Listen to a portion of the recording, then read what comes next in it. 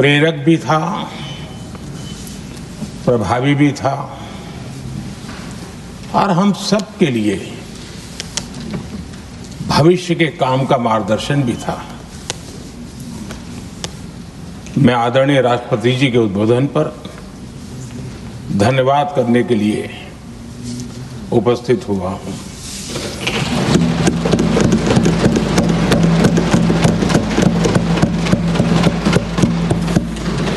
आदरणीय सभापति जी, करीब 70 से भी ज्यादा माननीय सांसदों ने अपने बहुमूल्य विचारों से इस आभार प्रस्ताव को समृद्ध करने का प्रयास किया है। यहां पक्ष प्रतिपक्ष दोनों तरफ से चर्चा हुई। हर किसी ने अपने अपने तरीके से राष्ट्रपति जी के अभिभाषण को जिसने जैसे समझा वैसे यहां समझाया और उन्होंने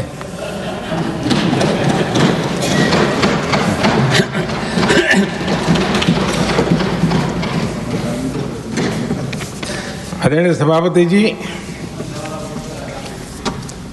यहां पर सबका साथ सबका विकास इस पर बहुत कुछ कहा गया।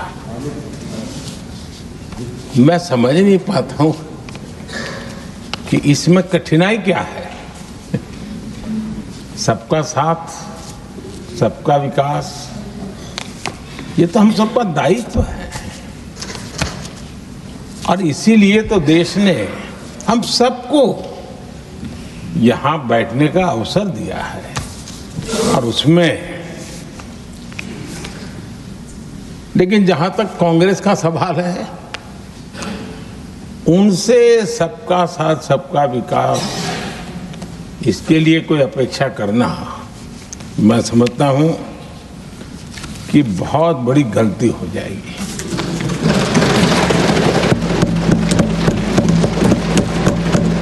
ये उनकी सोच के बाहर है, उनकी समझ के भी बाहर है और उनके रोड मैप में भी ये सूट नहीं करता है, क्योंकि वो इतना बड़ा दल एक परिवार को समर्पित हो गया है। उसके लिए सबका साथ सबका विकास संभव ही नहीं है।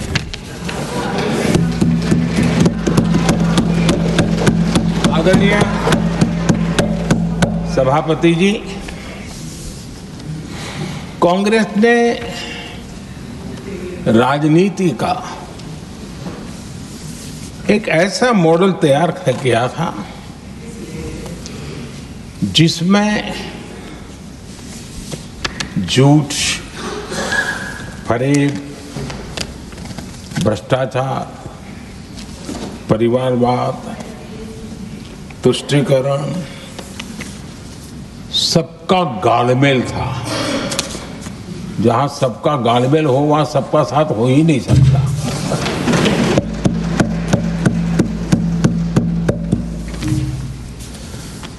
आदरणीय सभापति जी, कांग्रेस के मॉडल में सर्वोपरि है फैमिली फर्स्ट और इसलिए उनकी नीति, रीति, उनकी वाणी, उनका वर्तन उस एक चीज को संभालने में ही खपता रहा है।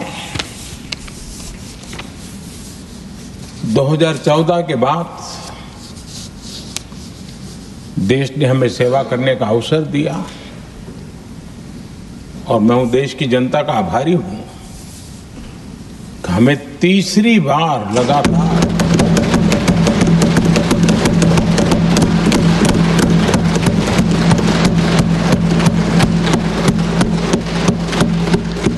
ये तीसरी बार जनता यहां पहुंचाती है।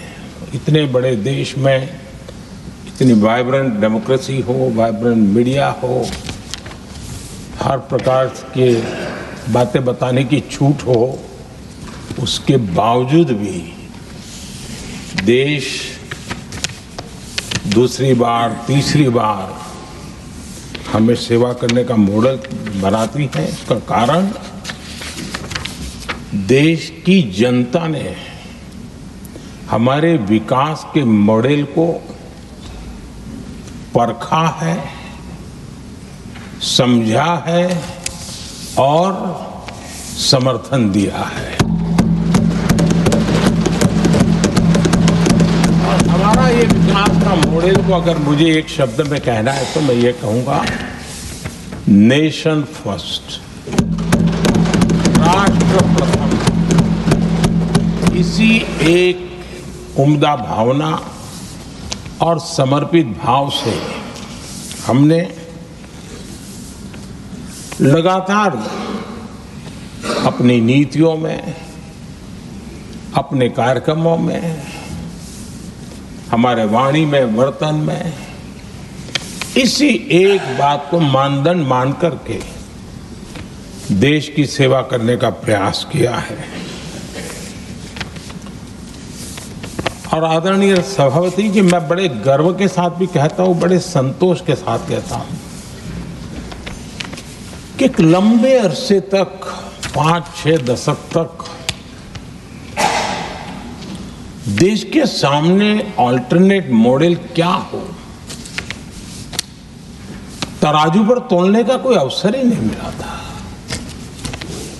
लंबे अरसे के बाद 2014 के बाद देश को एक अल्टरनेट मॉडल क्या हो सकता है, अल्टरनेट काम कार्यशैली क्या हो सकती है, प्रायोरिटीज क्या हो सकती है, इसका एक नया मॉडल देखने को मिला है। और ये नया मॉडल तुष्टीकरण नहीं, संतुष्टीकरण पर भरोसा।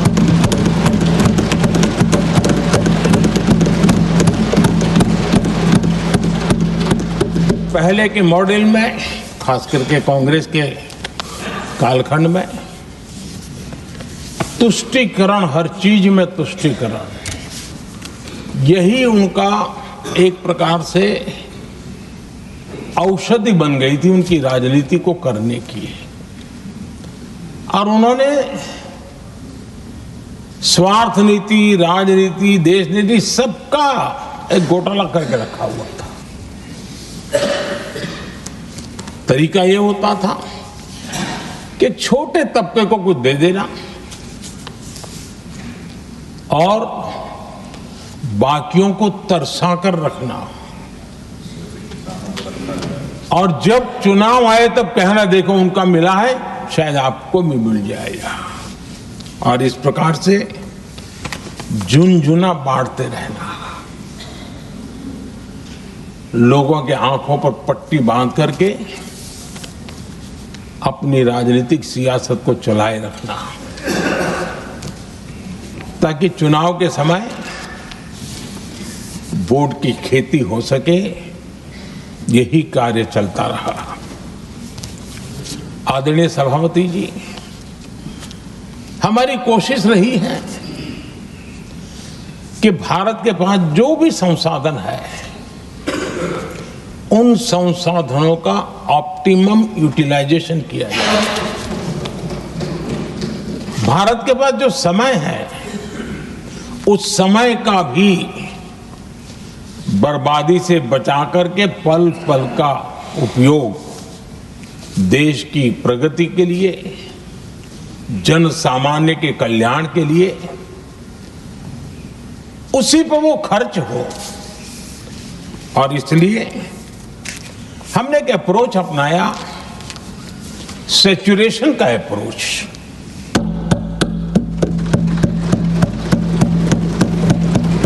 पैर उतने ही लंबे करने जितनी चद्दर हो, लेकिन जो योजना बने, जिनके लिए वो योजना बने, उनको वो 100% उसका बेनिफिट होना चाहिए।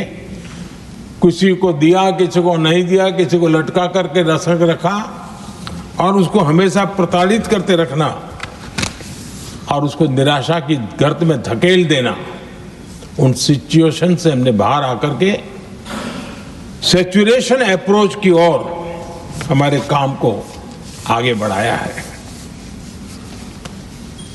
बीते दशक में हमने हर स्तर पर सबका साथ सबका विकास की भावना को जमीन पर उतारा है और वो आज देश में जिस प्रकार से बदलाव नजर आ रहा है, फल के रूप में हम अनुभव करने लगे हैं। हमारे गवर्नेंस का भी मूल मंत्र यही रहा है, सबका साथ सबका विकास। हमारी ही सरकार ने SC ST एक्ट को मजबूत बनाकर दलित और आदिवासी समाज के सम्मान और उनके सुरक्षा के संबंध में अपनी प्रतिबद्धता भी दिखाई और हमने उसको बढ़ाया।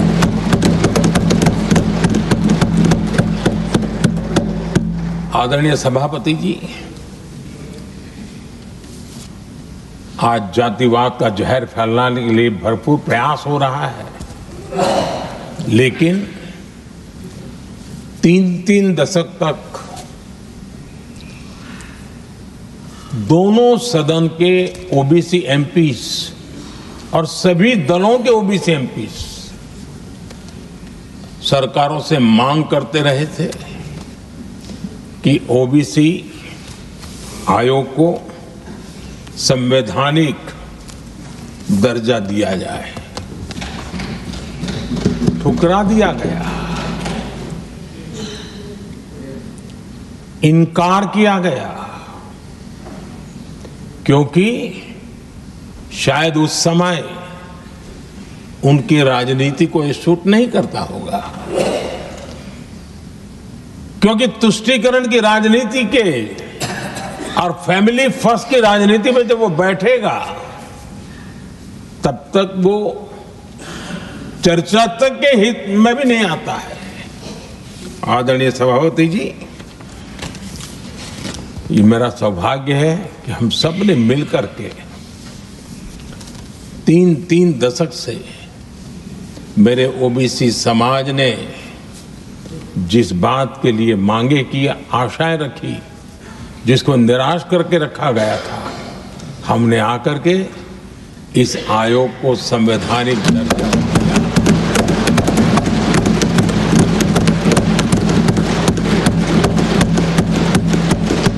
और हमने सिर्फ उनकी मांग पूरी की इतना नहीं, हमारे लिए उनका मान सम्मान भी उतना ही महत्वपूर्ण है, क्योंकि देश के 140 करोड़ देशवासियों को हम जनता जनार्दन के रूप में पूजने वाले लोग हैं।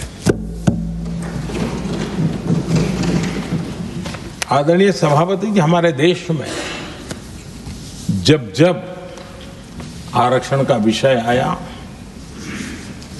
तो उसको एक तंदुरुस्त तरीके से समस्या के समाधान के लिए सत्य को स्वीकार करते हुए करने का प्रयास नहीं हुआ। हर चीज में देश में विभाजन कैसे हो, तनाव कैसे पैदा हो, एक दूसरे के खिलाफ दुश्मनी कैसे पैदा हो, वही तरीके अपनाए गए हैं। देश आजाद होने के बाद जब जब ये प्रयास हुए हैं, इसी तरीके से हुए हैं। पहली बार हमारी सरकार ने एक ऐसा मॉडल दिया और सबका साथ सबका विकास के मंत्र की प्रेरणा से दिया कि हमने सामान्य वर्ग के गरीब को 10% आरक्षण दिया, बिना तनाव के, बिना किसी का छीन करके।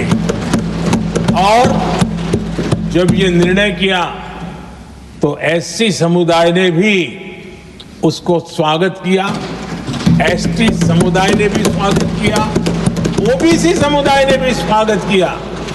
किसी को भी पेट में दर्द नहीं हुआ, क्योंकि इतना बड़ा निर्णय, लेकिन करने का तरीका था सबका साथ सबका विकास, और तब जाकर के बहुत ही स्वस्थ शांत तरीके से पूरे राष्ट्र ने इस बात को स्वीकार किया। आदरणीय सभापति जी, हमारे देश में दिव्यांगों की कभी सुनवाई जितनी मात्रा में होनी चाहिए थी नहीं हुई।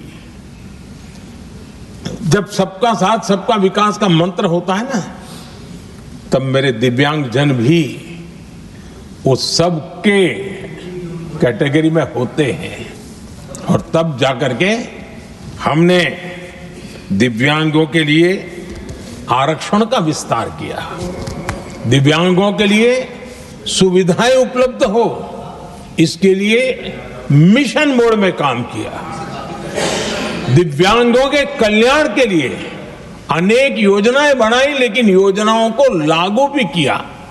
ये इसके कारण इतना ही नहीं, आदरणीय सभापति जी, ट्रांसजेंडर कम्युनिटी के अधिकारों को लेकर के हमने उसको कानूनी रूप से उसको पुख्त करने के लिए प्रामाणिकता पूर्वक प्रयास किया। सबका साथ सबका विकास के मंत्र को हम कैसे जीते हैं, ये हमने समाज के उस उपेक्षित वर्ग की तरफ भी हमने बड़ी संवेदना के साथ देखा। आदरणीय सभापति जी, भारत की विकास यात्रा में नारी शक्ति के योगदान को कोई नकार नहीं सकता है, लेकिन उनको अगर अवसर मिले और वो नीति निर्धारण का हिस्सा बने तो देश की प्रगति में और गति आ सकती है। और इस बात को ध्यान में रखते हुए हमने ही और इस सदन का पहला निर्णय हुआ, हम देशवासी गर्व कर सकते हैं, सदन इस बात के लिए याद रखा जाएगा, ये नया सदन सिर्फ उसके रूप रंग के लिए नहीं, ये नया सदन का पहला निर्णय था नारी शक्ति बंधन। इस नए सदन को हम किसी और तरीके से भी कर सकते थे, हम हमारी वाहवाही के लिए भी उपयोग कर सकते थे, पहले भी होता था, लेकिन हमने तो मातृशक्ति की वाहवाही के लिए इस सदन का आरंभ किया था और मातृशक्ति के आशीर्वाद से ये सदन अपना कार्य आरंभ किया है। आदरणीय सभापति जी, हम जानते हैं, इतिहास की तरफ अब थोड़ी नजर करें,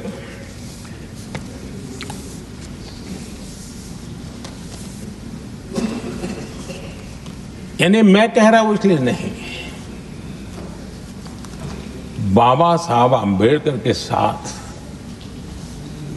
कांग्रेस को कितनी नफरत रही थी, उनके प्रति कितना गुस्सा था, और किसी भी हालत में बाबा साहब की हर बात के प्रति कांग्रेस चिढ़ जाती थी। और इसके सारे दस्तावेज मौजूद है। और इस गुस्से को दो बार बाबा साहब को चुनाव में पराजित करने के लिए क्या कुछ नहीं किया गया।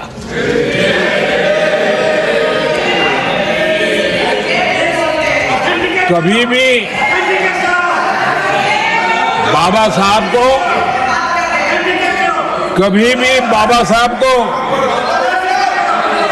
भारत रत्न के योग्य नहीं समझा गया। आदरणीय सभापति जी, कभी भी बाबा साहब को भारत रत्न योग्य नहीं समझा गया। इतना ही नहीं, आदरणीय सभापति जी, इस देश के लोगों ने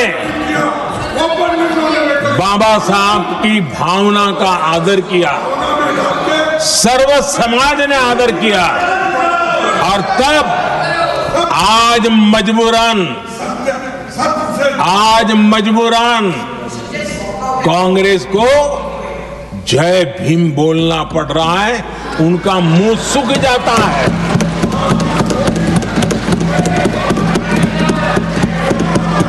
आदरणीय सभापति जी, ये कांग्रेस भी रंग बदलने में बड़ी माहिर लग रही है। इतनी तेजी से अपना नकाब बदल देते हैं, ये इसमें साफ साफ नजर आ रहा है। आदरणीय सभापति जी, आप कांग्रेस का अध्ययन करेंगे तो कांग्रेस की राजनीति, जैसे हमारा मूल मंत्र रहा सबका साथ सबका विकास, वैसा उनका हमेशा रहा कि दूसरे की लकीर छोटी करना।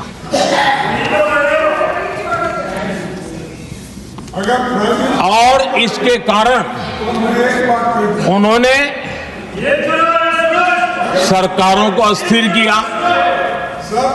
किसी भी राजनीतिक दल की सरकार कहीं बनी तो उसको अस्थिर कर दिया, क्योंकि लकीर छोटी करो दूसरे की, इसी काम में वो लगे रहे।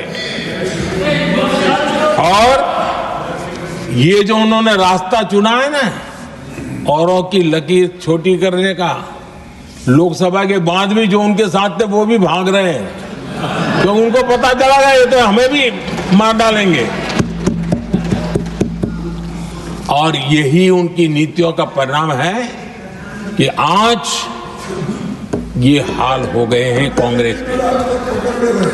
देश की सबसे पुरानी पार्टी, आजादी के आंदोलन से जुड़ी पार्टी, इतनी दुर्दशा। ये औरों की लकीर छोटी करने में अपनी शक्ति खपा रहे हैं ना। अगर वो खुद की लकीर लंबी करते तो उनकी ये दशा नहीं होती।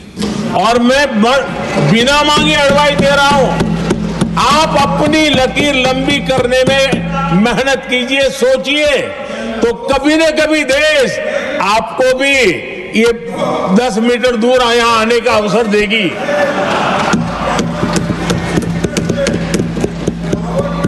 आदरणीय सभापति जी, बाबा साहब ने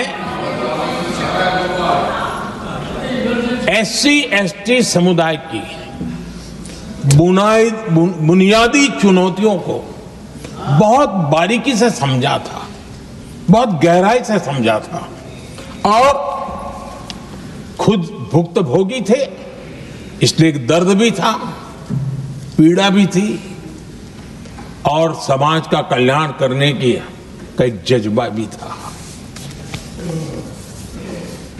और बाबा साहब ने SC ST समुदाय के आर्थिक उन्नति के लिए एक स्पष्ट रोडमैप देश के सामने प्रस्तुत किया था।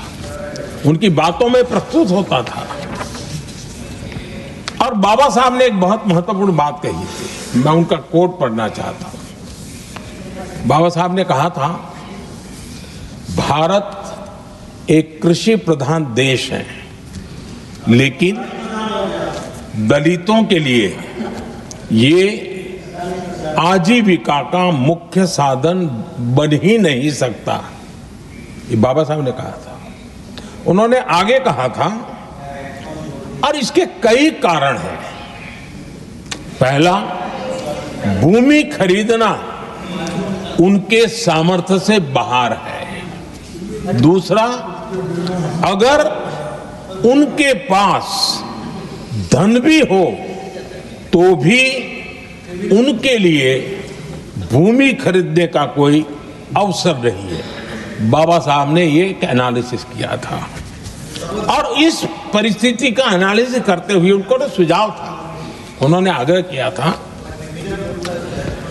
कि दलितों के साथ, हमारे आदिवासी भाई बहनों के साथ, वंचितों के साथ ये जो अन्याय हो रहा है, ये जो मुसीबत में जीने के लिए वो मजबूर हो रहे हैं, इसका एक उपाय है देश में इंडस्ट्रियलाइजेशन को बढ़ावा दिया जाए। औद्योगिकरण के पक्षकार थे बाबा साहब, क्योंकि औद्योगिकरण करने के पीछे उनकी कल्पना साफ थी। स्किल बेस्ड जॉब्स और एंटरप्रेन्योरशिप के लिए, आर्थिक आत्मनिर्भरता के लिए दलित, आदिवासी, वंचित समूहों को एक अवसर मिलेगा और उसे वो उत्थान का एक सबसे महत्वपूर्ण हथियार मानते थे। लेकिन आजादी के इतने सालों के बावजूद भी, इतने साल कांग्रेस को सत्ता में रहने का अवसर मिला, तब भी बाबा साहब की इन बातों को पर गौर करने का भी उनको समय नहीं था। उन्होंने बाबा साहब की इस विचारों को पूरी तरह खारिज कर दिया। एससी एसटी समुदाय की आर्थिक लाचारी बाबा साहब समाप्त करना चाहते थे। उसे कांग्रेस ने ऐसा उल्टा काम किया कि उसको गहरा संकट बना दिया। आदरणीय सभापति जी, 2014 में हमारी सरकार ने इस सोच को बदला और हमने प्राथमिकता देते हुए स्किल डेवलपमेंट, फाइनेंशियल इंक्लूजन और इंडस्ट्रियल ग्रोथ पर हमने जोर दिया। हमने पीएम विश्वकर्मा योजना बना करके समाज का वो तबका जिसके बिना समाज की रचना ही संभव नहीं है, और हर गांव में छोटे छोटे रूप में बिखरे हुए समाज, जो पारंपरिक कार्य करने वाले हमारे विश्वकर्मा भाई बहन, लोहार हो, कुम्हार हो, समाज के सोनार हो, ऐसे सारे जो वर्ग के लोग हैं, पहली बार देश में उनके लिए कोई चिंता हुई और उनको ट्रेनिंग देना, टेक्नोलॉजिकल अपग्रेडेशन के लिए नए औजार देना, डिजाइनिंग में उनको मदद करना, आर्थिक सहायता करना, उनके लिए बाजार उपलब्ध कराना, ये सारों दिशाओं में एक विशेष काम हमने अभियान चलाया हुआ है। और समाज का ये वर्ग है जिसकी तरफ किसी ने ध्यान नहीं दिया, और समाज नियंत्रण में जिसका महत्वपूर्ण रोल है, उस विश्वकर्मा समाज की हमने चिंता। आदरणीय सभापति जी, हमने मुद्रा योजना शुरू करके जिन लोगों को पहली बार उद्यम के क्षेत्र में आना था, उनको निमंत्रित किया, उनको प्रोत्साहित किया।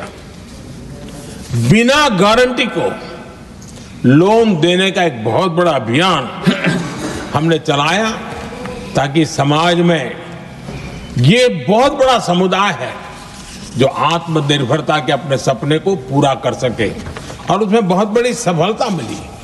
हमने एक योजना और भी बनाई, स्टैंड अप इंडिया, जिसका मकसद था एससी एसटी समुदाय के हमारे भाई बहन और कोई भी समाज की महिला, उसको बैंक से 1 करोड़ रुपए का बिना गारंटी को लोन, ताकि वो अपना कारोबार। और हमने इस बार बजट में इसको डबल कर दिया है, और मैंने देखा है कि लाखों ऐसे नौजवान इस वंचित समुदाय से, या लाखों बहनें आज मुद्रा योजना के द्वारा अपना कारोबार करना शुरू किया है, और खुद को तो रोजगार पाया ही, लेकिन उन्होंने किसी 1-2 और लोगों को भी रोजगार दिया है।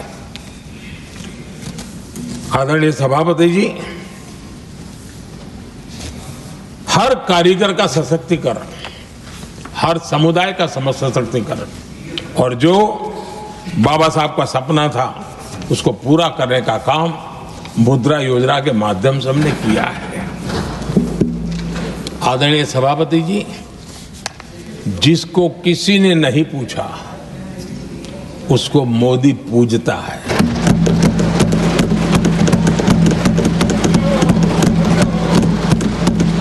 गरीब, वंचित, उसकी का कल्याण, ये हमारी प्राथमिकता है।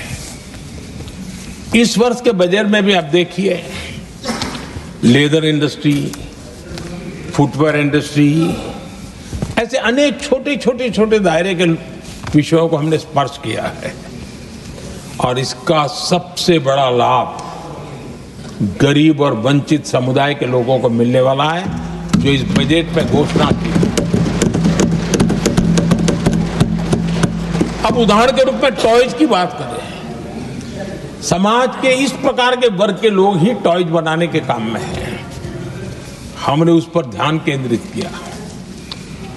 बहुत सारे गरीब परिवारों को अनेक प्रकार की उसमें मदद दी गई और उसका परिणाम आज आया है कि टॉयज हम एक्सपोर्ट करने की आदत में फंसे हुए थे, आज इंपोर्ट करने की आदत में फंसे हुए थे, आज हमारे टॉयज 3 गुना एक्सपोर्ट हो रहे हैं।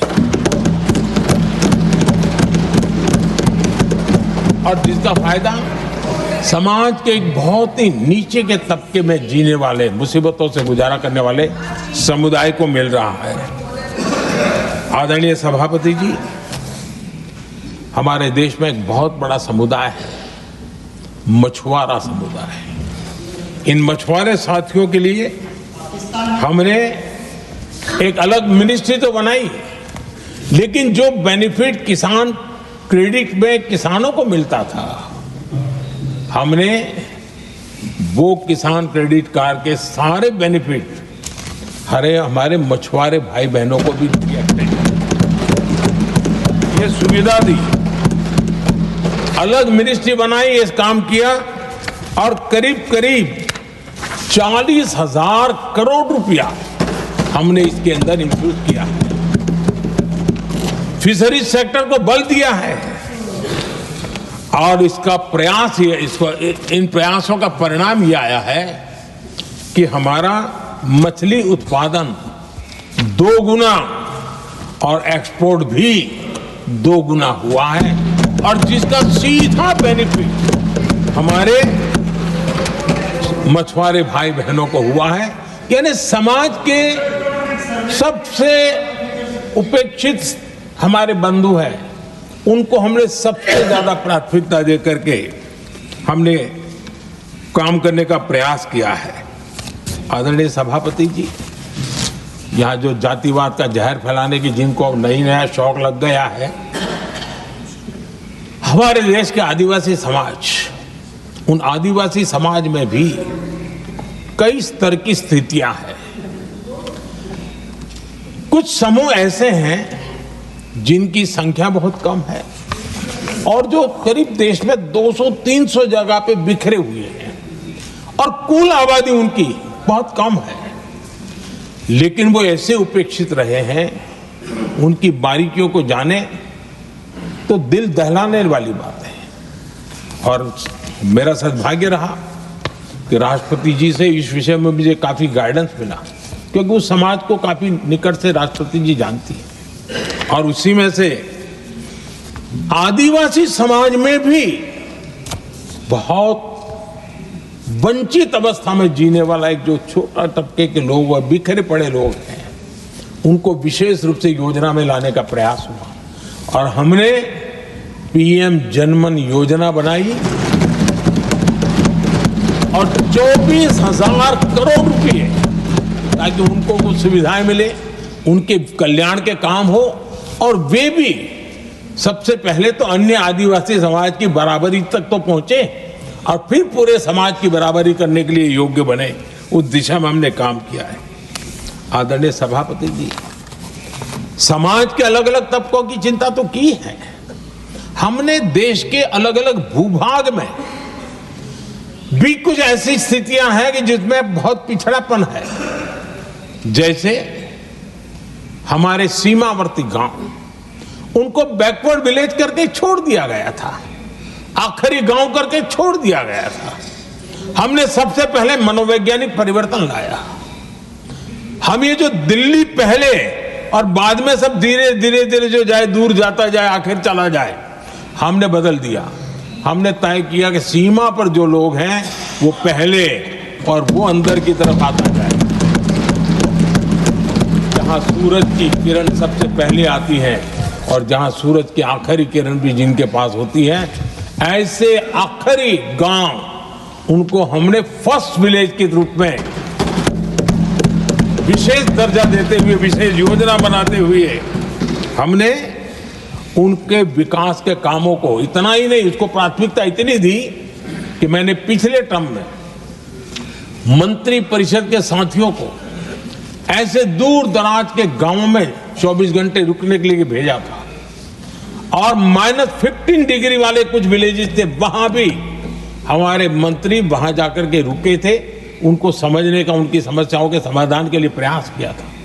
और हमने 15 अगस्त 26 जनवरी में जो मेहमान बुलाते हैं, उसमें भी ये जो सीमा पर बसे हुए हमारे पहले विलेज है, आज उनके प्रधानों को हम 26 जनवरी 15 अगस्त को बुलाते हैं। राष्ट्रपति जी के यहाँ एट होम में होते हैं, क्योंकि हमारी कोशिश है सबका साथ सबका विकास, और इसलिए खोजते रहते हैं कि हम किसको, अभी भी पहुंचना बाकी है, चलो जल्दी करो। आदरणीय सभापति जी, वाइब्रेंट विलेज की योजना देश की सुरक्षा के लिए भी बहुत उपयोगी हो रही है, बहुत महत्वपूर्ण हो रही है, और हम उसको भी बल दे रहे हैं। आदरणीय सभापति जी, राष्ट्रपति जी ने गणतंत्र के 75 वर्ष के मौके पर संविधान निर्माताओं से प्रेरणा लेने का भी आग्रह अपने अभिभाषण में किया है। मैं आज बड़े संतोष के साथ कह सकता हूं कि हमारे संविधान निर्माताओं की जो भावना थी, उसी का आदर करते हुए, उसी से प्रेरणा लेते हुए हम आज आगे बढ़ रहे हैं।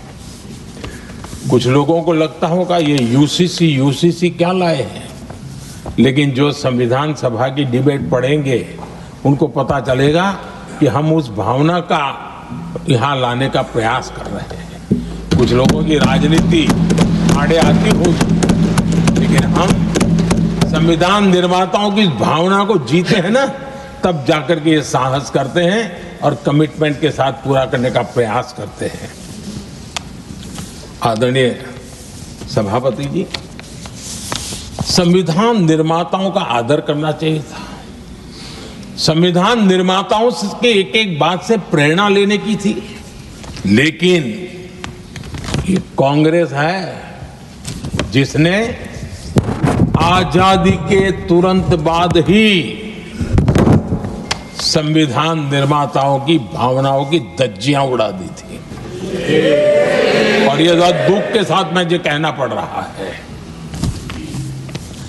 आप कल्पना कर सकते थे कि जब देश में एक चुनी हुई सरकार नहीं थी, एक स्टॉप गैप अरेंजमेंट था चुनाव तक का, वो स्टॉप गैप अरेंजमेंट में जो बैठे थे महाशय, उन्होंने संविधान में संशोधन कर दिया आते ही। चुनी हुई सरकार करती तो थोड़ा भी तो समझ आता था, लेकिन उतना भी इंतजाम नहीं किया। और किया क्या उन्होंने फ्रीडम ऑफ स्पीच को कुचला, फ्रीडम ऑफ स्पीच को कुचला। अखबारों पर, प्रेस पर लगाम लगाई और डेमोक्रेट का टैग लगाकर घूमते रहे दुनिया में। देश के डेमोक्रेसी का महत्वपूर्ण स्तंभ, उसको कुचलने का काम हुआ, और ये संविधान की भावना का पूरी तरह अनादर था। आदरणीय सभापति जी, देश की पहली सरकार थी, नेहरू जी प्रधानमंत्री थे, और मुंबई में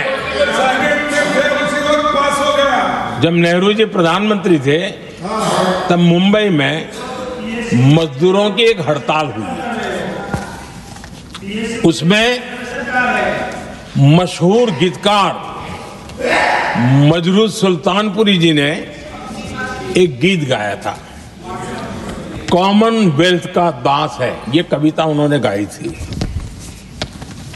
कविता गाने मात्र के गुणे में नेहरू जी ने देश के एक महान कवि को जेल में ठूस दिया।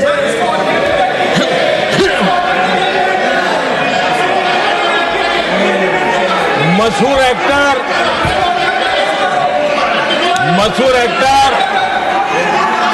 बलराज साहनी जी सिर्फ एक जुलूस में शामिल हुए थे, आंदोलन करने वालों के जुलूस में शामिल हुए थे, इसलिए बलराज साहनी जी को जेल में बंद कर दिया गया। आदरणीय सभापति जी, लता मंगेशकर जी के भाई हृदयनाथ मंगेशकर जी ने वीर सावरकर पर एक कविता स्वरबद्ध करके आकाशवाणी पर प्रस्तुत करने का योजना बनाई। इतने मात्र पर हृदयनाथ मंगेशकर जी को आकाशवाणी से हमेशा के लिए बाहर कर दिया गया। आदरणीय सभापति जी, इसके बाद देश ने इमरजेंसी का भी दौर देखा है। आदरणीय सभापति जी, इस देश ने इमरजेंसी का भी दौर देखा है। संविधान की किस प्रकार से कुचला गया, संविधान के स्पिरिट को किस प्रकार से रौंदा गया, और वो भी सत्ता सुख के लिए किया गया, ये देश जानता है। और इमरजेंसी में प्रसिद्ध सिने कलाकार देवानंद जी से आग्रह किया गया कि वे इमरजेंसी का समर्थन करें पब्लिकली। देवानंद जी ने साफ साफ इमरजेंसी पर समर्थन करने से इनकार कर दिया। उन्होंने हिम्मत दिखाई, और इसलिए दूरदर्शन पर देवानंद जी की सभी फिल्मों को प्रतिबंधित कर दिया गया।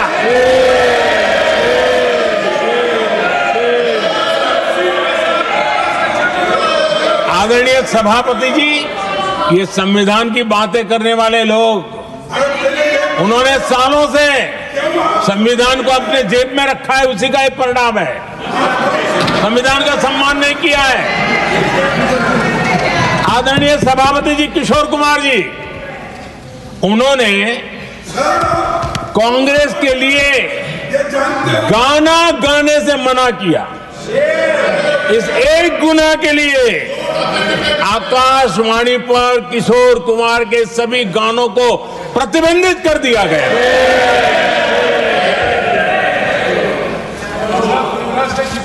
आदरणीय सभापति जी, मैं इमरजेंसी के उन दिनों को भूल नहीं सकता, और शायद आज भी वो तस्वीरें मौजूद है।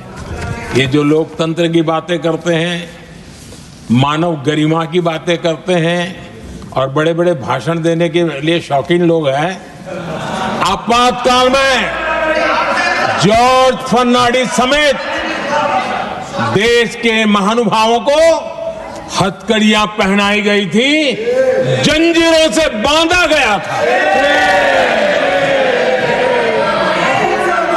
संसद के सदस्य,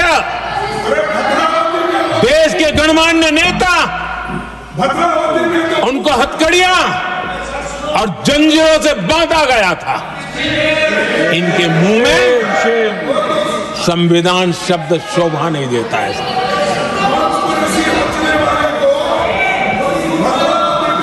आदरणीय सभापति जी, सत्ता सुख के लिए, शाही परिवार के अहंकार के लिए इस देश के लाखों परिवारों को तबाह कर दिया गया, देश को जेल खाना बना दिया गया।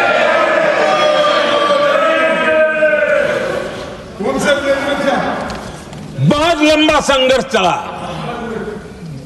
ये अपने आप को बहुत बड़ा 30 बार खा मारने वालों को जनता जनार्दन की ताकत को स्वीकार करना पड़ा, घुटने टेकने पड़े और देश में जनता जनार्दन के सामर्थ्य से इमरजेंसी हटी। ये भारत के लोगों की रगों में जो लोकतंत्र है ना, उसी का परिणाम था।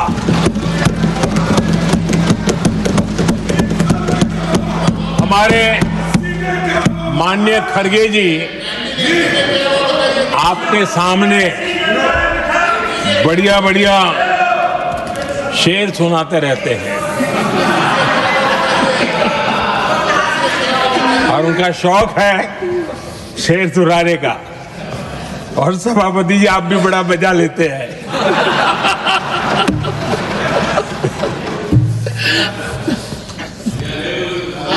एक शेर मैंने भी कहीं पढ़ा था,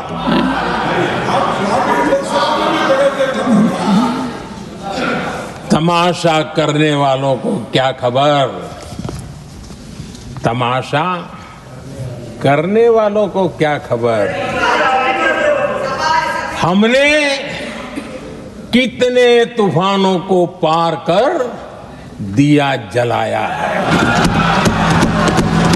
हमने कितने तूफानों को पार कर दिया जलाया है। आदरणीय सभापति जी, मैं आदरणीय खड़गे जी वरिष्ठ नेता है और मैं हमेशा सम्मान करता हूँ उनका। और इतना लंबा समय सार्वजनिक जीवन ये छोटी बात नहीं है। और मैं इस देश में चाहे शरद राव हो चाहे खड़गे जी हो, इन सब का, मैं हमारे देवगौड़ा जी बैठे हैं, ये असामान्य सिद्धियां हैं उनके जीवन की जो उन्होंने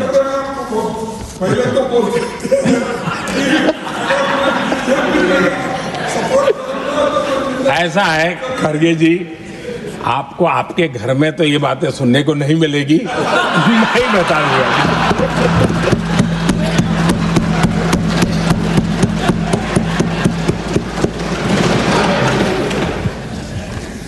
इस बार मैं देख रहा था कि खड़गे जी कविताएं पढ़ रहे थे, लेकिन जो बातें बता रहे थे, और आपने बड़ा सही पकड़ा था कि जरा बताओ तो सही भी ये कविता है कब की है? उनको पता था, सभापति जी उनको पता था ये कविता कब की है। भीतर कांग्रेस की दुर्दशा का इतना दर्द पड़ा था, लेकिन वहां हालत यह है कि बोल नहीं सकते, तो उन्होंने सोचा ये अच्छा मंच है, यही बोल दें। और इसलिए उन्होंने नीरज की कविता के माध्यम से उनके घर के हालात यहां प्रस्तुत किए हैं। आदरणीय सभापति जी, जो आज के लिए सही है, खड़गे जी को मैं आज वही कवि नीरज जी की कुछ पंक्तियां सुनाना चाहता हूं।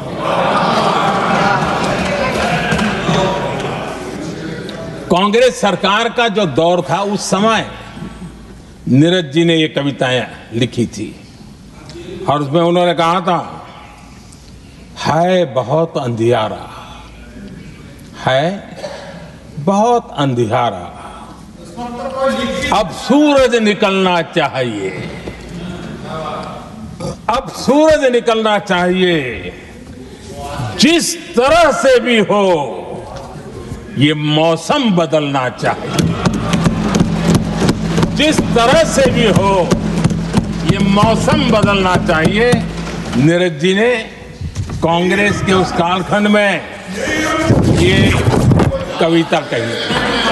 1970 में जब कांग्रेस, अरे चारों तरफ कांग्रेस का राज चलता था, उस समय नीरज जी का एक और कविता संग्रह प्रकाशित हुआ था, फिर दीप जलेगा। हरिवंश जी तो अभ्यासु हैं तो उनको भली भांति पता है। उस समय उनका यह संग्रह प्रसिद्ध हुआ था, फिर दीप जलेगा।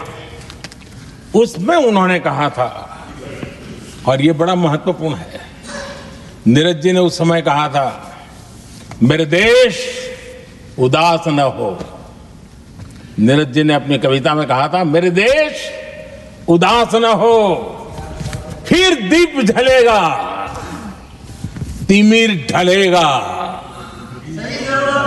और हमारा सद्भाग्य देखिए, हमारे प्रेरणा पुरुष अटल बिहारी वाजपेयी जी ने भी 40 साल पहले कहा था, सूरज निकलेगा, अंधेरा छटेगा, कमल खिलेगा।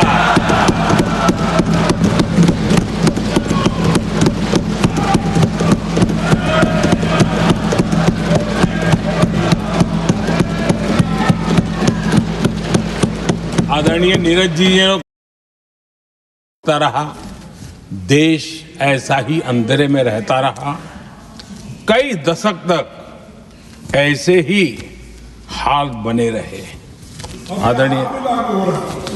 आदरणीय सभापति जी, गरीबों को शक्ति देने के लिए, गरीबों के सशक्तिकरण के लिए जितना काम हमारे कार्यकाल में हुआ है, हमारी सरकार के द्वारा हुआ है, इतना पहले कभी नहीं हुआ।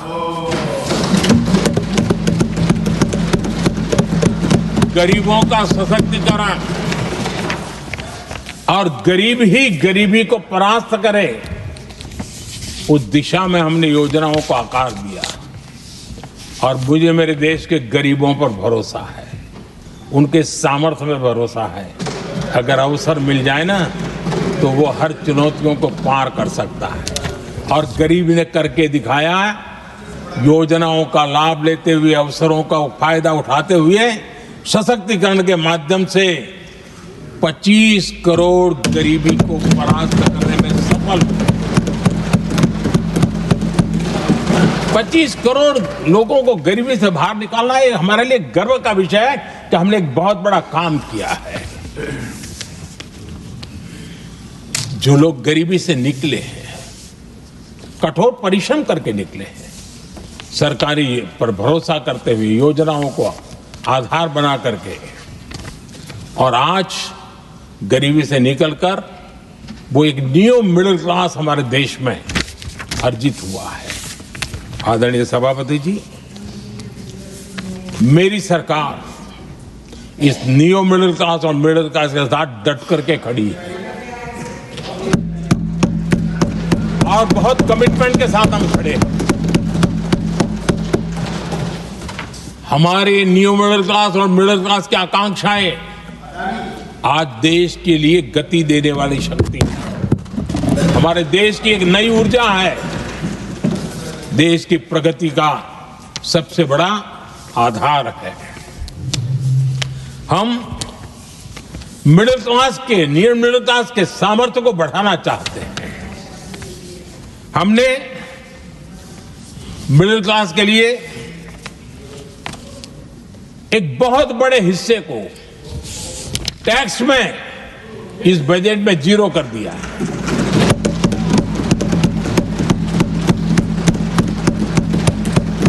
तो 2013 में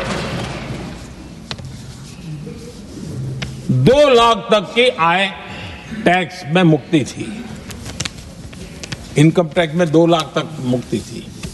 आज हमने 12 लाख तक टैक्स में मुक्ति कर दी।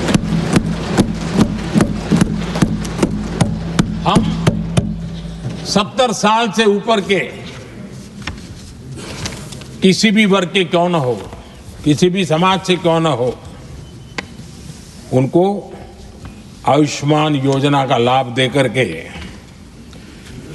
और उसका सबसे बड़ा लाभ मिडिल क्लास के बुजुर्गों को मिल रहा है। आदरणीय सभापति जी, हमने देश में 4 करोड़ घर बनाकर हमारे देशवासियों को दिए, जिसमें से 1 करोड़ से ज्यादा घर शहरों में बने हैं। हमने घर खरीदने वालों के साथ बहुत बड़ा फ्रॉड हुआ करता था, उनको सुरक्षा देना बहुत जरूरी था। और इसी सदन में हमने रेरा का कानून बनाया है, जो आज मध्यम वर्ग के घर के सपने के खिलाफ जो रुकावटें थी उसको दूर करने एक महत्वपूर्ण हथियार बना है। इस बार बजट में स्वामी इनिशिएटिव लाया गया है, जो हाउसिंग प्रोजेक्ट अटके हुए हैं, जिसमें मध्यम वर्ग के पैसे रुके हुए हैं और उनकी सुविधाएं अटकी हुई हैं। उनके उस काम के लिए 15,000 करोड़ रुपया इस बजट में हमने आवंटित किया है, ताकि मध्यम वर्ग के उन सपनों को पूरा कर सकें। आदरणीय सभापति जी, स्टार्टअप का रिवॉल्यूशन जिसको आज दुनिया ने देखा है, और उसका एक प्रभाव भी है। ये स्टार्टअप चलाने वाले कौन है? ये स्टार्टअप चलाने वाले नौजवान ज्यादातर मिडिल क्लास के नौजवान हैं। आज पूरी दुनिया भारत के प्रति आकर्षित है, खास करके G20 समूहों की देश के 50-60 स्थानों पर जो मीटिंगें हुई, उसके कारण भारत को जो पहले सभी दिल्ली, मुंबई या बेंगलुरु मानते थे, भारत को विशालता का उनको पता चला है। और आज विश्व का भारत के टूरिज्म के प्रति आकर्षण बढ़ा है। और जब टूरिज्म बढ़ता है तो व्यवसाय के भी अनेक अवसर आते हैं, और उसका लाभ भी हमारे मिडिल क्लास को बहुत मिलने वाला है, उनके आय के साथ। आदरणीय सभापति जी, आज हमारा मिडिल क्लास आत्मविश्वास से भरा हुआ है, और ये अभूतपूर्व है। ये अपने आप में एक बहुत बड़ा सामर्थ्य बना देता है देश का। और मुझे पूरा विश्वास है कि भारत का मध्यम वर्ग विकसित भारत के संकल्प को साकार करने के लिए कमर कस करके खड़ा हो गया है, हमारे साथ चल पड़ा है। आदरणीय सभापति जी, विकसित भारत के निर्माण में सबसे बड़ा रोल देश के युवाओं का है। हमें डेमोग्राफी का डिविडेंड, उस पर हमारा भी बल है। जो अभी स्कूल कॉलेज में है, वही विकसित भारत के सबसे बड़े लाभार्थी बनने वाले हैं। और इसलिए उनके अंदर एक स्वाभाविक भाव है कि जैसे जैसे उनकी उम्र बढ़ेगी, वैसे वैसे देश की विकास की यात्रा बढ़ेगी। और जो उनके लिए एक बहुत बड़ा और एक प्रकार से विकसित भारत का बेस हमारे यहाँ स्कूल कॉलेज के नौजवान है, वो हमारा सामर्थ्य है। पिछले 10 साल में लगातार इस तबके को, इस बेस को मजबूत करने के लिए हमने बहुत सोची समझी रणनीति के तहत काम किया है। 21वीं सदी की शिक्षा कैसी होनी चाहिए, शिक्षा नीति के लिए पहले सोचा तक नहीं गया। जो चलता है चलने दो, जैसा होता है होते रहो। करीब 3 दशक के अंतराल के बाद नई राष्ट्रीय शिक्षा नीति लेकर के हम आए। 3 दशक के अंतराल। इस नीति के तहत बहुत सारे इनिशिएटिव हैं। उसमें एक की मैं चर्चा करता हूं, पीएम श्री स्कूल। ये पीएम श्री स्कूल आज करीब 10-12 हजार स्कूल ऑलरेडी बन चुके हैं, और नए बनाने की दिशा में हम आगे बढ़ रहे हैं। आदरणीय सभापति जी, एक महत्वपूर्ण निर्णय हमने शिक्षा नीति में बदलाव लाया है। मातृभाषा में पढ़ाई और मातृभाषा में परीक्षा, इस पर हमने बल दिया है। देश आजाद हुआ, लेकिन ये कुछ गुलामी की मानसिकता कहीं कहीं जकड़ के रखा था ना, उसमें ये हमारी भाषा भी थी। हमारी मातृभाषा के साथ घोर अन्याय हुआ, और गरीब का बच्चा, दलित का बच्चा, आदिवासी का बच्चा, वंचित का बच्चा वो इसलिए रुक जाए ताकि उसको लैंग्वेज नहीं आती है। ये उसके साथ घोर अन्याय था। और सबका साथ सबका विकास का मंत्र मुझे चैन से सोने नहीं देता था। और इसमें मैंने कहा कि देश में मातृभाषा में शिक्षा, मातृभाषा में डॉक्टर बने, मातृभाषा में इंजीनियर बने। जिनको अंग्रेजी भाषा पढ़ने नसीब नहीं हुई, उनके सामर्थ्य को हम रोक नहीं सकते। हमने बहुत बड़ा बदलाव किया है और उसके कारण आज गरीब माँ का, विधवा माँ का भी बच्चा आज डॉक्टर इंजीनियर के सपने देखने लगा। आदिवासी युवाओं के लिए एकलव्य मॉडल स्कूलों का हमने विस्तार किया है। 10 साल पहले करीब 150 एकलव्य विद्यालय थे, आज 470 है, 470 हो चुके। और अब हम 200 और ज्यादा एकलव्य स्कूल की दिशा में आगे बढ़ रहे हैं। आदरणीय सभापति जी, हमने सैनिक स्कूलों में भी बहुत बड़ा रिफॉर्म किया और सैनिक स्कूलों में हमने बेटियों को भी प्रवेश की व्यवस्था की।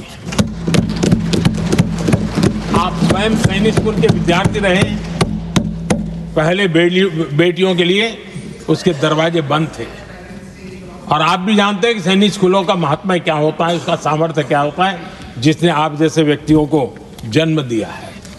अब वो अवसर मेरे देश की बेटियों को भी मिलेगा। हमने सैनिक स्कूल के दरवाजे खोल दिए और अभी हमारी सैकड़ों बेटियां देशभक्ति के इस माहौल में अपनी पढ़ाई कर रही हैं और देश के लिए जीने का जज्बा सहज रूप से उनके भीतर पनप रहा है। आदरणीय सभापति जी, युवाओं के ग्रूमिंग में एनसीसी की बहुत बड़ी भूमिका है। हम में से जो भी एनसीसी के संपर्क में रहा है उसे मालूम है कि उस उम्र में और उस कालखंड में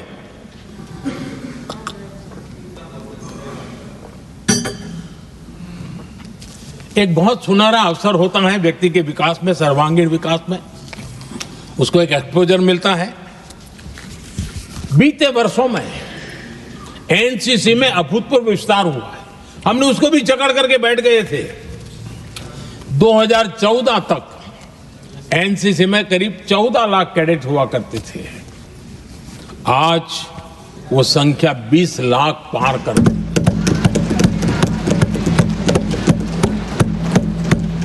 आदरणीय सभापति जी, देश के युवाओं में जो उमंग है, उत्साह है, नया कुछ कर गुजरने की इच्छा है, रूटीन काम से भी हटकर के कुछ करने का उनका इरादा है, ये साफ नजर आता है।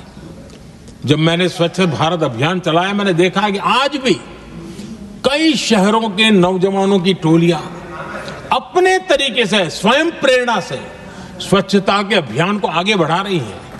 कोई झुग्गी झोपड़ी में जाकर के शिक्षा के लिए काम कर रहे हैं, कई नौजवान कुछ न कुछ कर रहे हैं।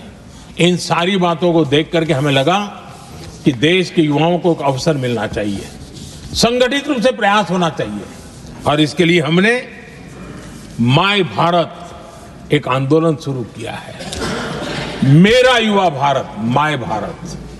आज करीब 1.5 करोड़ से ज्यादा युवाओं ने उसमें अपनी रजिस्ट्री करवाई है और देश के वर्तमान विषयों पर चर्चा करना, मंथन करना, समाज को जागरूक करना, सक्रियता से ये नौजवान अपनी प्रेरणा से कर रहे हैं।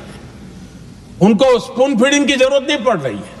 वो अपने सामर्थ्य से अच्छी चीजों को हाथ लगा करके आगे बढ़ रहे हैं। आदरणीय सभापति जी, खेल का क्षेत्र स्पोर्ट्समैन स्पिरिट को जन्म देते हैं और जिस देश में स्पोर्ट जितना व्यापक होता है, उस देश के अंदर वो स्पिरिट अपने आप पनपता है। खेल प्रतिभा को बल देने के लिए हमने अनेक आयामों पर काम शुरू किया है।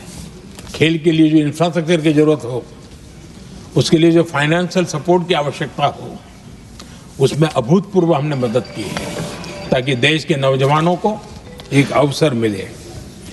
Target Olympic podium scheme tops और खेलो इंडिया अभियान हमारे स्पोर्ट्स इकोसिस्टम को पूरी तरह ट्रांसफॉर्म करने की ताकत रखते हैं और हम अनुभव भी कर रहे हैं। पिछले दिनों 10 साल में जितने भी इंटरनेशनल स्पोर्ट्स इवेंट हुए हैं, भारत ने अपना झंडा गाड़ दिया, भारत ने अपना सामर्थ्य दिखा दिया, भारत के नौजवानों ने अपना लोहा बनवा लिया है और उसमें हमारी बेटियां भी उतना ही दमखम के साथ दुनिया के सामने भारत की ताकत का प्रदर्शन कर रही है। आदरणीय सभापति जी, किसी भी देश को विकासशील से विकसित की जो यात्रा होती है, उसमें जन कल्याण के कामों का अपना महत्व है, लोक कल्याण के कामों का अपना महत्व है, लेकिन इंफ्रास्ट्रक्चर एक बहुत बड़ा कारण होता है, बहुत बड़ी ताकत होता है और विकासशील से विकसित की यात्रा इंफ्रास्ट्रक्चर से गुजरती है और हमने इंफ्रास्ट्रक्चर का महत्व को समझा है और हमने इस पर बल दिया है। और जब इंफ्रास्ट्रक्चर की बात होती है तो यह भी जरूरी है कि वो समय सर पूरे हो, जिसकी हम कल्पना करें, योजना करें, आवश्यकता समझे, लेकिन लटके रहे तो उसका फायदा नहीं मिलता है, उससे टैक्स पेयर का पैसा भी बर्बाद होता है और देश उस लाभ से वंचित रह जाता है, अनेक सालों तक इंतजार करता है, उसका बहुत बड़ा भारी नुकसान होता है जिसको शब्दों में गिना नहीं जा सकता है। कांग्रेस के कालखंड में अटकाना, भटकाना, लटकाना ये उनका कल्चर बन गया था और उसके कारण ये राजनीति का हिस्सा था। किस प्रोजेक्ट को करने देना, नहीं करने देना, उसमें राजनीतिक तराजू रहता था। सबका साथ सबका विकास का मंत्र नहीं होता था। एक भी नहीं होना। इस कांग्रेस कल्चर से मुक्ति पाने के लिए हमने एक प्रगति नाम की व्यवस्था बनाई और नियमित रूप से मैं स्वयं इस प्रगति प्लेटफॉर्म के माध्यम से इंफ्रास्ट्रक्चर का प्रोजेक्ट्स का डिटेल मॉनिटरिंग करता हूं। कभी ड्रोन से भी उस एरिया की वीडियोग्राफी और लाइव इंटरेक्शन करता हूं, काफी मैं उसमें इन्वॉल्व रहता हूं।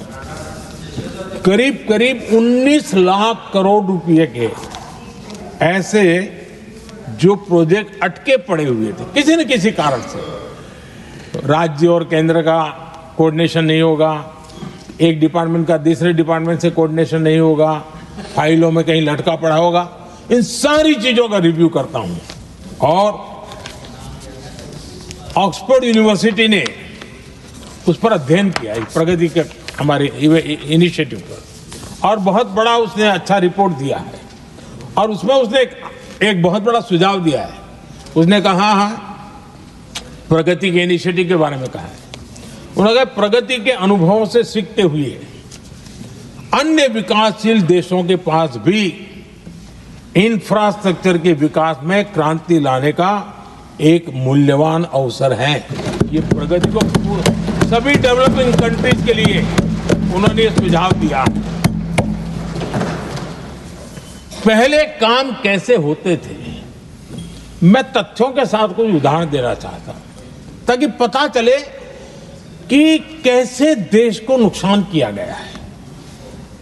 मैं ये नहीं कह रहा हूं हर कोई एक ही व्यक्ति ने जानबूझ के किया होगा, लेकिन कल्चर डेवलप हो गया और उसका परिणाम हुआ।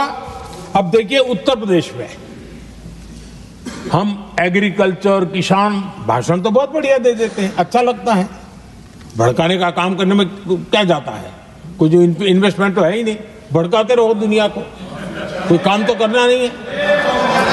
उत्तर प्रदेश में कृषि के लिए एक अहम योजना थी सरयू नहर परियोजना, सरयू नहर परियोजना 1972, सोचिए साहब, 1972 में स्वीकृत हुई थी, 5 दशक तक लटकी रही। 1972 में जिस योजना को सोचा गया, योजना बनी, फाइल पे स्वीकृत हो चुकी, 2021 में हमने आकर के इसको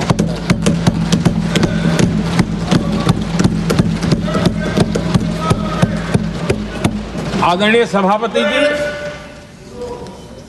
जम्मू कश्मीर की Udhampur Srinagar Baramulla rail line, Udhampur Srinagar Baramulla rail line in 1994 में स्वीकृत हुई थी। 1994 में ये रेल लाइन भी बरसों तक लटकी रही। 3 दशक बाद आखिरकार हमने 2025 में इसे पूरा किया।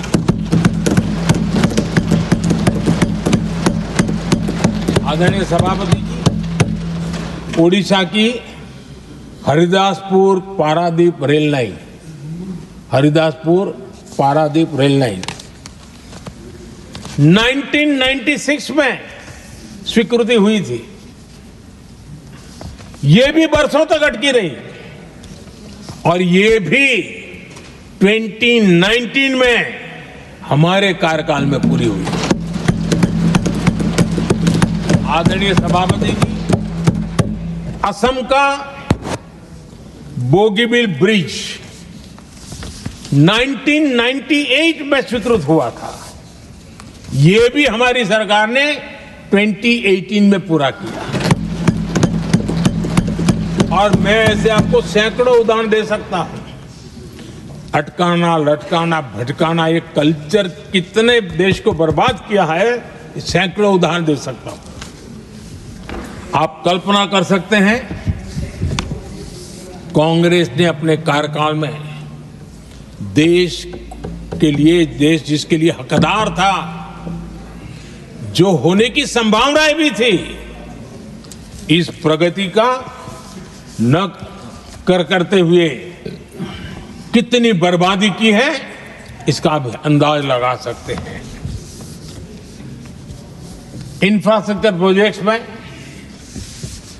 सही प्लानिंग और सही एग्जीक्यूशन, इसके लिए पीएम गति शक्ति नेशनल मास्टर प्लान बनाया है। पीएम गति शक्ति में जो लोग डिजिटल वर्ल्ड में इंटरेस्टेड हैं, उनके लिए जरूरी है समझना, और मैं तो चाहूंगा इसको राज्यों ने भी उपयोग करना चाहिए। पीएम गति शक्ति प्लेटफॉर्म में 1600 डेटा लेयर्स हैं हमारे देश के अलग अलग कामों के, और निर्णय प्रक्रिया को तेज करते हैं, सरल करते हैं, और उसको लागू करने में भी बहुत तेजी से उसको लागू किया जा सकता है। तो आज गति शक्ति प्लेटफॉर्म अपने आप में एक बहुत बड़ा इंफ्रास्ट्रक्चर के काम को गति देने वाला आधार बन गया है। आदरणीय सभापति जी,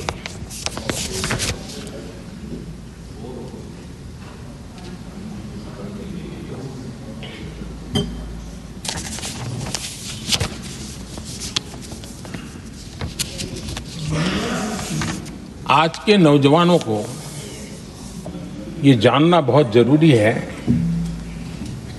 कि उनके माँ बाप को मुसीबतों से जिंदगी क्यों गुजारनी पड़ी,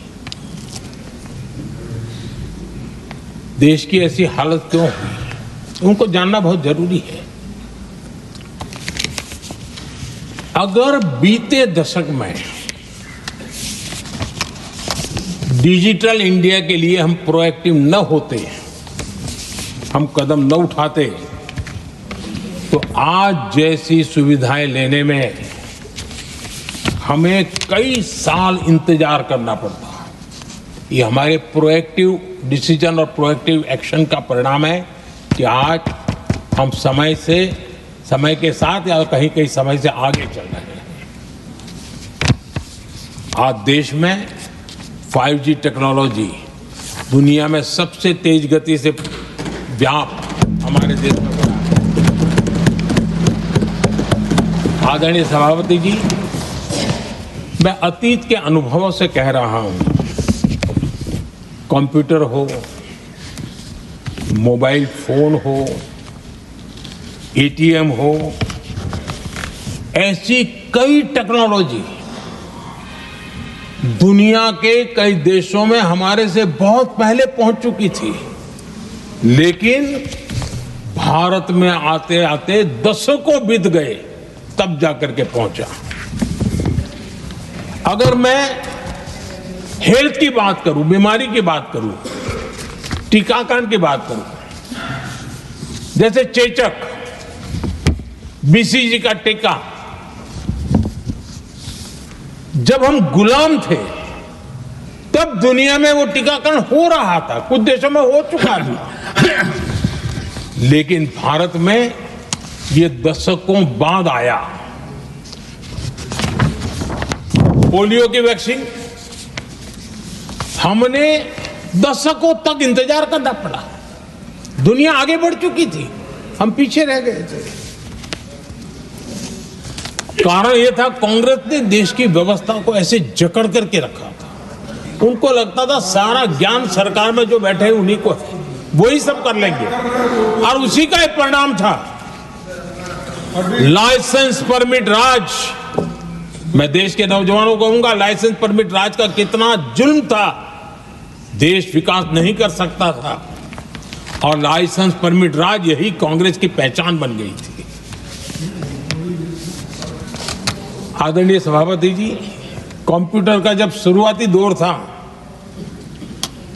तो कंप्यूटर को इंपोर्ट करना चाहता है तो उसके लिए लाइसेंस लेना होता था, कंप्यूटर लाने के लिए,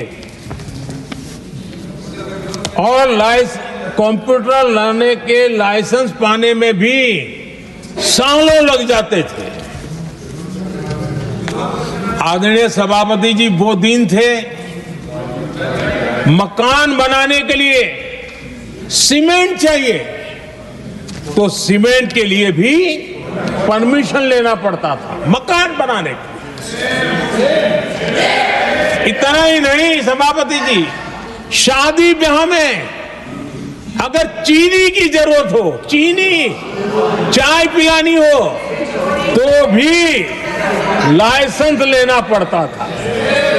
मेरे देश के नौजवानों को पता होना, और मैं आजाद भारत की बात कर रहा हूं, मैं अंग्रेजों के कालखंड की बात नहीं कर रहा हूं, कांग्रेस के कालखंड की बात कर रहा हूं। और कांग्रेस के एक पूर्व वित्त मंत्री जो अपने आप को बहुत ज्ञानी मानते हैं, उन्होंने माना था कि लाइसेंस परमिट के बिना कोई काम होते नहीं है, सारे काम लाइसेंस परमिट के रास्ते से ही गुजरते हैं।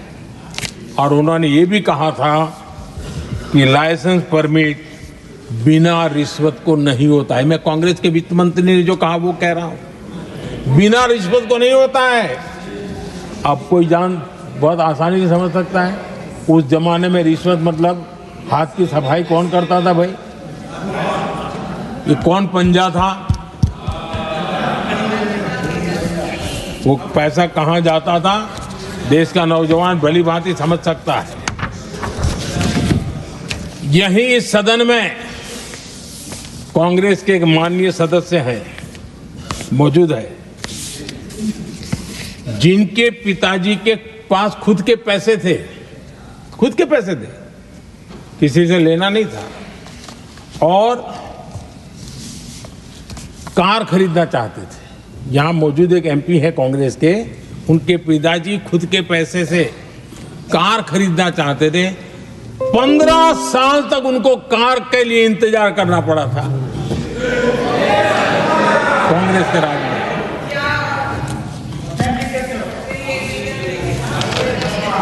आदरणीय सभापति जी, हम सब जानते हैं स्कूटर लेना हो तो बुकिंग करवा के पैसा देना, 8-8, 10-10 साल एक स्कूटर खरीदने में लग जाता था। और अगर मजबूरी में स्कूटर मानो बेचना पड़ा तो उसके लिए सरकार से परमिशन लेनी पड़ती थी। यानी कैसे देश चलाया इन लोगों ने। और इतना ही नहीं, गैस सिलेंडर एमपी को कूपन दिया जाता था। एमपी को कूपन दिया जाता था कि तुम इलाके में 25 लोगों को गैस कनेक्शन दे सकते हो। गैस सिलेंडर के लिए कतार लगती थी। टेलीफोन कनेक्शन, नाक को दम आ जाता था टेलीफोन कनेक्शन के लिए। देश के नौजवानों को पता होना चाहिए कि ये जो आज बड़े बड़े भाषण झाड़ रहे हैं, उन्होंने क्या किया था, देश को पता होना चाहिए। आदरणीय सभापति जी, ये सारी पाबंदियां और लाइसेंस राज की नीतियों ने भारत को दुनिया की सबसे धीमी आर्थिक वृद्धि दर में धकेल दिया। लेकिन क्या आप जानते हैं, इस कमजोर वृद्धि दर को, इस विफलता को दुनिया में किस नाम से कहने की शुरुआत हो गई? हिंदू रेट ऑफ ग्रोथ कहने लगे। एक समाज का पूरा अपमान, विफलता सरकार में बैठे हुए लोगों की, काम न करने के सामर्थ्य बैठे हुए लोगों का, समझ शक्ति का अभाव बैठे हुए लोगों का, दिन रात भ्रष्टाचार में डूबे हुए लोगों का, और गाली पड़ी एक बहुत बड़े समाज को, हिंदू ग्रेट ऑफ ग्रोथ। आदरणीय सभापति जी, शाही परिवार के आर्थिक कुप्रबंधन और गलत नीतियों के कारण पूरे समाज को दोषी ठहराया गया और दुनिया भर में बदनाम किया गया। जबकि हम इतिहास देखें तो भारत के लोगों का तरीका और नीतियां, भारत के स्वभाव में लाइसेंस राज नहीं था, परमिट नहीं थी। भारत के लोग सदियों से, हजारों साल से खुले में विश्वास करते थे और हम उन समुदाय में सबसे पहले थे जो दुनिया भर में मुक्त व्यापार, फ्री ट्रेड, उसमें मेहनत करते थे, काम करते थे। सदियों पहले भारतीय व्यापारी दूर दराज के देशों तक व्यापार करने के लिए जाते थे, कोई बंधन नहीं थे, कोई रुकावटें नहीं थे। ये हमारी प्रकृति की संस्कृति थी, हमने उसको तबाह करके रख दिया। आज जब पूरी दुनिया भारत की आर्थिक क्षमता को पहचानने लगी है, आज दुनिया तेज गति से आगे बढ़ने वाले देश के रूप में देख रही है, तो आज दुनिया भारत रेट ऑफ ग्रोथ दुनिया देख रही है और हर भारतीय को इसका गौरव है। और हम अपनी अर्थव्यवस्था का विस्तार कर रहे हैं।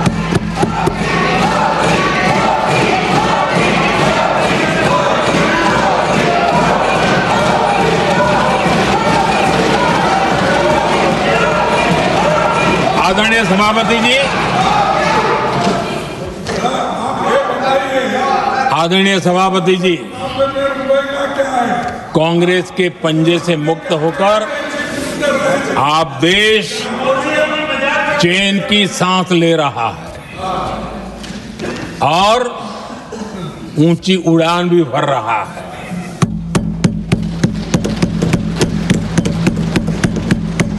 कांग्रेस के लाइसेंस राज और उसकी कुनीतियों से बाहर निकलकर हम मेक इन इंडिया को बढ़ावा दे रहे हैं। भारत में मैन्युफैक्चरिंग बढ़ाने के लिए हमने पीएलआई स्कीम शुरू की, एफडीआई से जुड़े रिफॉर्म्स किए। आज भारत दुनिया का दूसरा सबसे बड़ा मोबाइल प्रोडक्शन वाला देश बना है।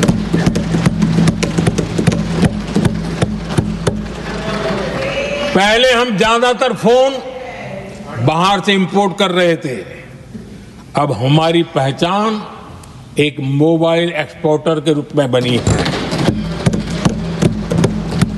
आदरणीय सभापति जी, आज भारत की पहचान डिफेंस मैन्युफैक्चरिंग की बनी है। 10 साल में हमारा डिफेंस प्रोडक्ट्स 10 गुना एक्सपोर्ट बढ़ा है। 10 साल में 10 गुना बढ़ा है। आदरणीय सभापति जी, भारत में सोलर मॉड्यूल मैन्युफैक्चरिंग भी 10 गुना बढ़ गए हैं। आज हमारा देश दुनिया का दूसरा सबसे बड़ा स्टील प्रोड्यूसर देश है। 10 सालों में हमारा मशीनरी और इलेक्ट्रॉनिक एक्सपोर्ट तेजी से आगे बढ़ा है। बीते 10 सालों में भारत का टॉयज एक्सपोर्ट 3 गुना से ज्यादा बढ़ गया है। इन्हीं 10 सालों में एग्रो केमिकल एक्सपोर्ट भी बढ़ा है। कोरोना के कालखंड में हमने 150 से ज्यादा देशों को वैक्सीन और दवाइयां सप्लाई की। मेड इन इंडिया, हमारे आयुष और हर्बल प्रोडक्ट का एक्सपोर्ट भी बहुत तेज गति से बढ़ा है और बढ़ रहा है। आदरणीय सभापति जी, खादी जो कांग्रेस ने की तो सबसे बड़ा एक काम करते रहे खादी के लिए, तो भी मुझे लगता है हाँ ये आजादी के आंदोलन के लोगों से कुछ प्रेरणा आगे बढ़ा रहे हैं। वो भी नहीं किया। खादी और विलेज इंडस्ट्री का टर्नओवर पहली बार 1.5 लाख करोड़ से ज्यादा हुआ। 10 साल में इसका प्रोडक्शन भी 4 गुना हुआ है।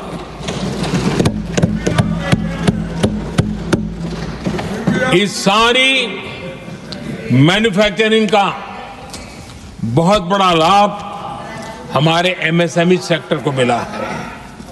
इससे देश में बड़ी संख्या में रोजगार के अवसर तैयार हुए हैं। आदरणीय सभापति जी, हम सभी जनता के प्रतिनिधि हैं। हम जनता जनार्दन के सेवक हैं। जनप्रतिनिधि के लिए देश और समाज का मिशन ही सब कुछ होता है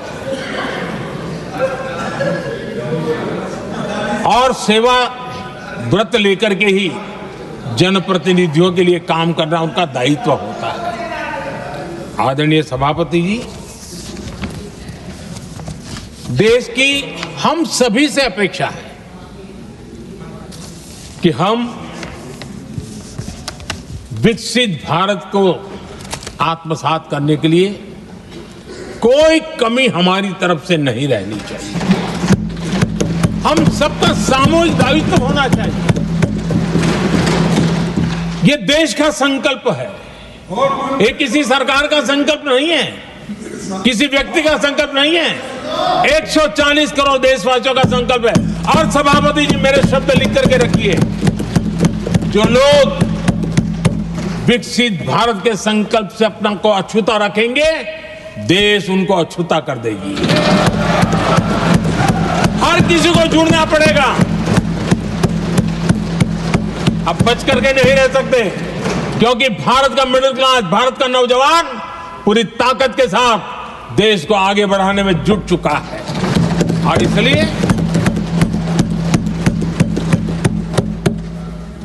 आदरणीय सभापति जी, जब प्रगति की राह पर देश चल पड़ा है, विकास की नई ऊंचाइयों को देश अर्जित कर रहा है, तब हम सबकी भूमिका बड़ी महत्वपूर्ण है। सरकारों में विरोध होना लोकतंत्र का स्वभाव है, नीतियों का विरोध होना लोकतंत्र का जिम्मेवारी भी है, लेकिन घोर विरोधवाद, घोर निराशावाद और अपनी लकीर लंबी नहीं करनी, दूसरी लकीर को छोटा करने की कोशिश है विकसित भारत में रुकावट बन सकती है। हमें उसे मुक्त होना होगा और हमें आत्ममंथन भी करना होगा, निरंतर मंथन करना होगा। मुझे भरोसा है कि सदन में जो चर्चा हुई है उसमें से जो उत्तम चीजें हैं उसको लेकर के हम आगे बढ़ेंगे और हमारा मंथन जारी रहेगा। हमें निरंतर ऊर्जा राष्ट्रपति जी के उद्बोधन से मिलती रहेगी। एक बार फिर राष्ट्रपति जी का मैं हृदय से आभार व्यक्त करता हूं और सभी माननीय सांसदों का भी आभार व्यक्त करता हूं। बहुत बहुत धन्यवाद। I shall now put the amendments which have been moved to